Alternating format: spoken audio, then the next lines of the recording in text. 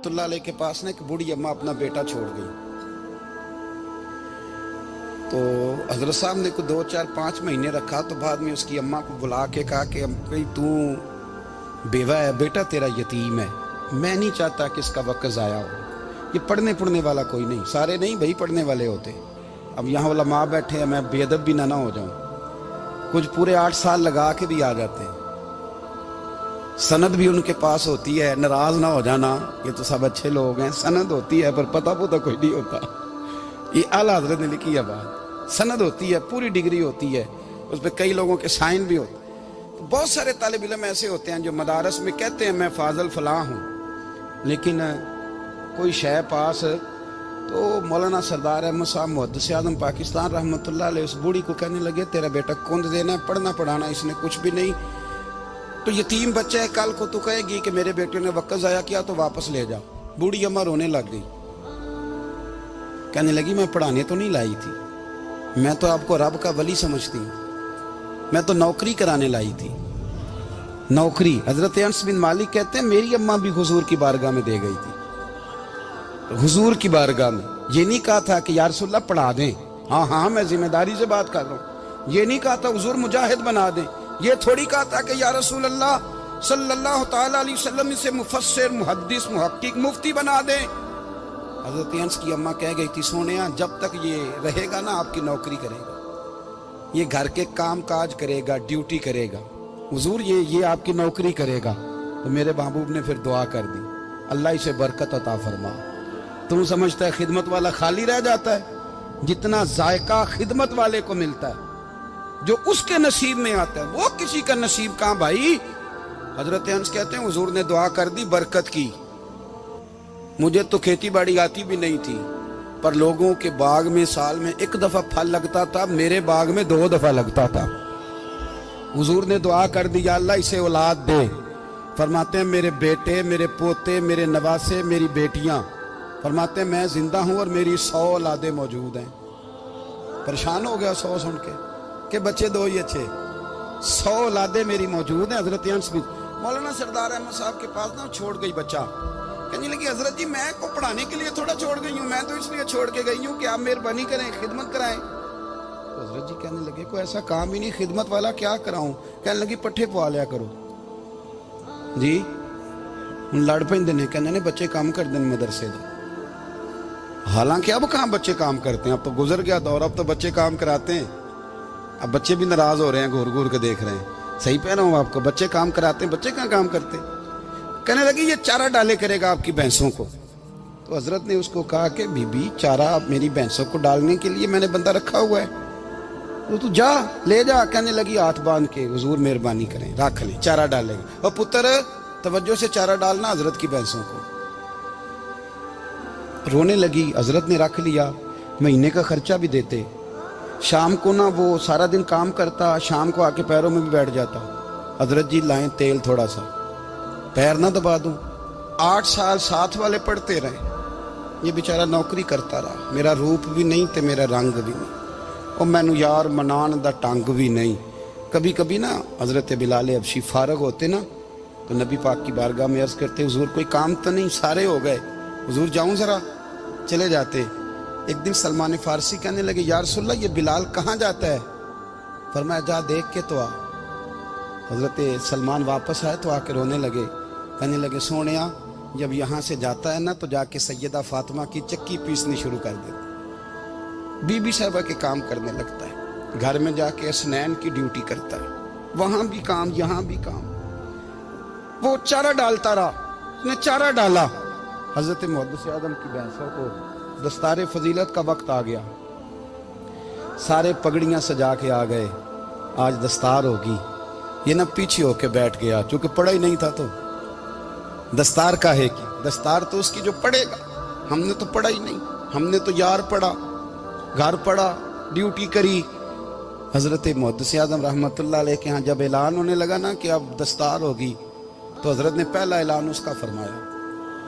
तो मजा वाला बंदा कपड़े भी कदी कदी बदल देना, वो कहता है जिस हाल में भी था मैं पलट के देखने लगा कि पढ़ा पढ़ाया तो है, कोई शय नहीं।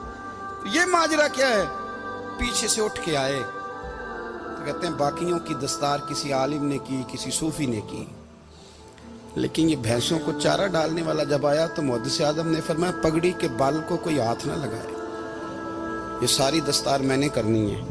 اور فرماتے ہیں حضرت بال بھی دیتے جاتے تھے اور آنسو بھی بہاتے جاتے تھے, ماتھا بھی چومتے تھے, اور فرماتے تھے دستار کے بعد چلا تو نہیں جائے گا یار, مجھے تو عبادت بھی نہیں رہ گئی, مجھے تو چابیوں کو بھی نہیں پتا کون سی کہاں رہتی ہے, جائے گا تو نہیں تو رو پڑا, کہنے لگا سوڑیا جائے تو وہ جس کے پلے کچھ ہے ہو, آتا جاتا تو ہے کچھ نہیں, مجھے کس نے رکھنا ہے, میں نے کہاں جانا ہے, ادھر کہاں تو ادھر ہی رہوں گا.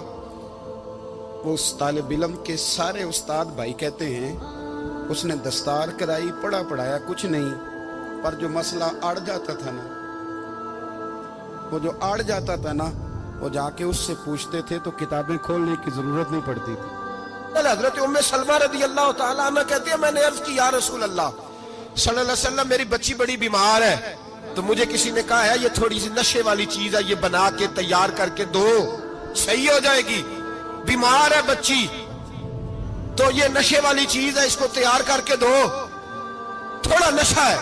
اگرچہ بعض, میں نے شروع میں کہا, بعض لوگ مریض کو, سخت مریض کو ایسی ادویات جو مجبوری بن جائے اس کی گنجائش اور اجازت دیتے ہیں. محتاط علماء تو اس میں بھی بہت ساری چیزیں پہلے بیان کرتے ہیں, لیکن اس نے کہا جی میرا نشہ دینا ہے شفا کے لیے. حضرت ام سلمہ کہتی ہے میرے نبی پاک نے میری طرف دیکھا, میری طرف, تو میں نے کہا یا رسول اللہ آپ کیا فرمانا چاہ رہے ہیں؟ تو نبی پاک نے فرمایا ام سلمہ کبھی ناپاک چیز میں بھی شفا ہوئی ہے, کبھی ناپاک چیز میں بھی, کبھی شراب اور خمر میں بھی شفا ہو سکتی ہے.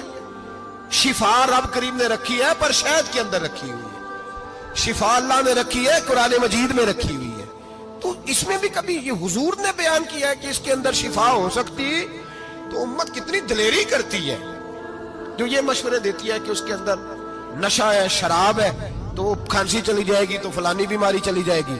نہ آؤ ان چیزوں پہ, نہ اپنے ایمان کو خرابی دو, اور نہ ایسی باتیں کرو جس سے کہ ڈائریکٹ رسول اللہ صلی اللہ علیہ وسلم کے واضح ارشادات کی مخالفت ہو. میرے نبی پاک صلی اللہ علیہ وسلم نے فرمایا, اور پھر کچھ لوگ کہتے ہیں تھوڑی پی ہے جی. اب تو میں تجزیے میں پڑھ رہا تھا کہ ایسی شراب ایجاد ہو گئی ہے, لوگ شراب پیتے ہیں اور وہ مست بھی رہتے ہیں, کار بھی چلاتے رہتے ہیں, کہتے ہیں جی نہیں ہمارا ذہن معاف نہیں ہوا تو یہ والی صحیح ہے, نشہ نہیں لاتی. میرے نبی پاک صلی اللہ علیہ وسلم نے فرمایا جس چیز کی تھوڑی مقدار, زیادہ مقدار حرام ہے اس چیز کی تھوڑی مقدار بھی حرام ہے, جس کی زیادہ مقدار حرام ہے اس کی تھوڑی بھی. تو خمر اور شراب اگر فل پینا جائز نہیں تو تھوڑی پینا بھی جائز, یہ حرام ہے اور حرام تھی اور قیامت تک حرام ہی رہے گی. میرے نبی پاک صلی اللہ علیہ وسلم نے منع کیا اور حضور نے اظہار ناپسندیدگی فرمایا, فرمایا 40 دن تو عبادت ہی قبول نہیں ہوتی شراب پینے والی جب تک سچی توبہ نہ کرے. یہ لفظ جب ادا کرتا ہوں تو شرم سے میری زبان لڑکھڑاتی ہے کہ یار درباروں پہ بھی نشہ بکتا ہے. میں یہ بات کر رہا ہوں صوفیاء کا ترجمان, درباروں پہ, مزاروں پہ, اور سجادہ نشینوں تمہیں زمین نگل جائے, آسمان تمہیں لے اڑے, تم پر قہر نازل ہو, تم نے باپ دفن کر کے تو وہاں نشے کا اڈا بنا لیا, ماؤں سے بیٹے چھیننے لگے ہو, عورتوں کے سروں سے کپڑے چھیننے لگے ہو, سہاگ مارنے لگے ہو, بیٹیاں اور بیٹے یتیم کرنے لگے ہو, نشہ بیچتے ہو درباروں اور مزاروں پہ. یہ تماشا لگ گیا. آپ کیسے کروں یہ بات, پر کرنی پڑ رہی ہے, مجبوری ہے, یہ مضمون مکمل نہیں ہو سکتا. بند کر دیں وہ دربار, ہمیں نہیں چاہیے جن درباروں پہ نشہ بکتا ہے. میں ذمہ داری سے کہہ رہا ہوں, بات ریکارڈ ہو رہی ہے. جوتے کی نوک پہ وہ سجادہ نشین جو امت کو ڈرگز دیتا ہے, وہ سجادہ نشین کا ڈیرا نہیں, وہ گند کا اڈا ہے, وہاں سے فیض نہیں مل رہا, امت کی تباہی ہو رہی ہے. بتا دو, پھیلا دو, اس کو اعتراض کرنا کرو. میرے رسول پاک سید عالم صلی اللہ تعالی علیہ وسلم کا دین ضروری ہے, کسی پیر کی سجادگی ضروری, بولیے سجادگی ضروری. بڑی ذمہ داری سے کہہ رہا ہوں اور نمائندگی کر رہا ہوں اپنی جماعت کی. نہ ہمارے بزرگوں نے کل اس کی حمایت کی تھی، نہ آج کرتے ہیں، نہ قیامت تک کریں گے۔ بند کر دیں وہ دربار اور مزار۔ بزرگ دنیا میں یہ کام کرنے آئے تھے، اور ہماری سوچ اتنی گر گئی ہے، اتنے ہم کمزور ہو گئے۔ کہتے ہیں جب اس کو چڑھ جاتی ہے تو پھر بڑی معرفت کی باتیں سناتا ہے۔ تجھے شرم نہیں آئی یہ لفظ کہتے ہوئے؟ اب نشئی تجھے معرفت سکھائے گا؟ اب تو شرابی سے، بھنگی چرسی سے دین سیکھے گا؟ کہتے ہیں اس نے پی ہوئی تھی، چڑھی ہوئی تھی، بات کر دی تو میرا کام بن گیا۔ اتنی گندی اور میلی سوچ صاحب ایمان کی ہوتی ہے، تو اب نشیوں سے جا کر دعائیں کرائے گا؟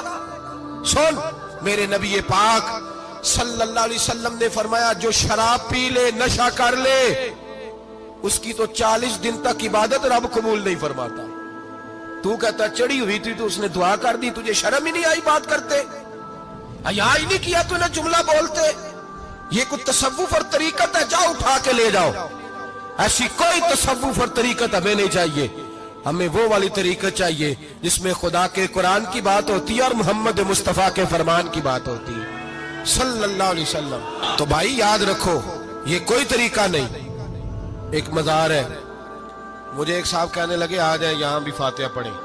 میں نے کہا یہاں کیا ہے؟ کہنے لگے تھے تو بابا جی نشہ بشا کرتے، پر اب سنا ہے لوگوں کی منتیں بڑی پوری ہوتی ہیں، مجھے جذبات بڑے کم آتے ہیں۔ میں نے اس آدمی کو گریبان سے پکڑ لیا، میں کہ ادھر ہٹ، وہ تو نشہ کرتا تھا اور تو جاتا تھا، تیری یہ کیسے طاقت ہوئی؟ تو نے مجھے مشورہ دے دیا، تو ہمیں کمزور سمجھتا ہے؟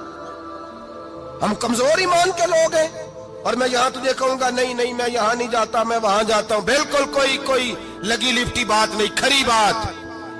تصوف وہ، دربار وہ جہاں قرآن پڑھا جائے اور رسول اللہ کی حدیث سکھائی جائے، باقی کوئی مطلب نہیں کسی قسم کا۔ میں داتا صاحب کبھی جاؤں نا جلسہ کرنے کسی کام سے، کسی تقریب میں، تو میں داتا صاحب کے مزار پہ نہیں جاتا۔ میں کہتا ہوں یار یہ یرانہ نہیں کہ بندہ کسی کام آیا تھا تو فاتحہ پڑھ لوں، واپس چلو۔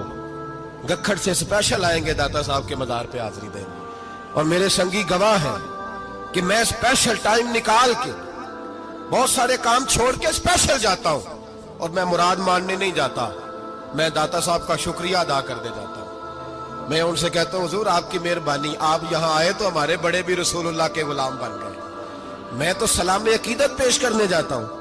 ہم مزارات پر جانے کے قائل نہیں، بلکہ ہماری تو عقیدت کا درجہ ہی مکمل نہیں ہوتا جب تک ہم مزار پہ سلام نہ کریں۔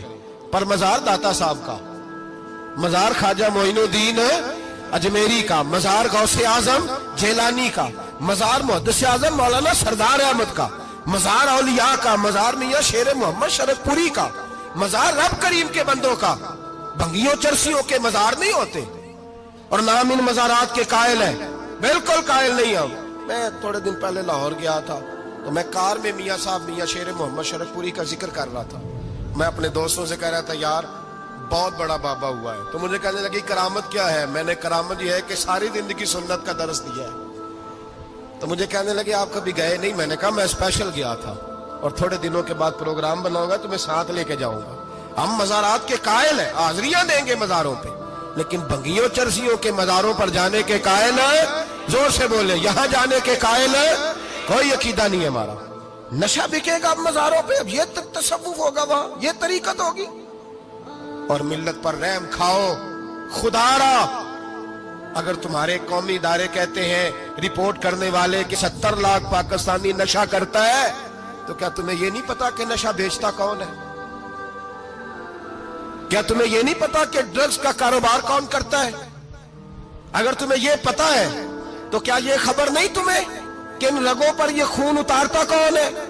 میں اپنے بزرگوں سے معذرت کے ساتھ، نشے کا آغاز، ناراض تو نہیں ہو جائیں گے بزرگ؟ نوجوانوں کو میں لتاڑ لیتا ہوں، لیکن بزرگوں کی عزت کرنا سنت ہے، تو میں بزرگوں سے معذرت کے ساتھ یہ یوں سمجھ لیے خوگرے حمد سے تھوڑا سا گلا بھی سن لے۔ نشہ سگریٹ سے شروع ہوتا ہے، سگریٹ سے۔ میں تمباکو کو حرام نہیں کہتا، یہ فتویٰ نہیں دے رہا۔ تمباکو کا حکم وہی ہے جو مولی کا ہے، جو کچے پیاز اور لہسن کا ہے، کہ آپ جب کھا لیتے ہیں تو منہ سے بدبو آتی ہے، تو آپ مسجد میں آئیں تو آنے سے پہلے مسواک کریں، منہ صاف کریں، پھر آپ آ جائیں۔ تو جائز ہے, مکروہ ہے لیکن حرام.